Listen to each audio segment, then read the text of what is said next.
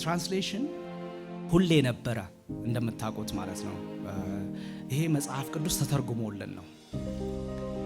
ስማቸውን አናቅም። አንዳንዶቻችን የተማርን እንደዚህ ያጠናን ነው የምናውቅ እንጂ ማን እንደተረጎመው፣ እንዴት እንደተተረጎመ፣ እንዴት እንደደረሰን አናውቅም። እና ሁላችንም ግን የትርጉም ውጤት ነን። የመጽሐፍ ቅዱስ ትርጉም ስራ ሲነገር እንደው ማየት ያለባችሁ ሁሌ በቀላሉ እንደ ራሳችሁ። አሁን በአማርኛ ሲዘመር በጣም ውስጣችን ተነክቶ በጣም እናለቅሳለን። ስብከትም እንደዚሁ። ግን ዋናው የትርጉም ውጤት መሆናችንን ነው።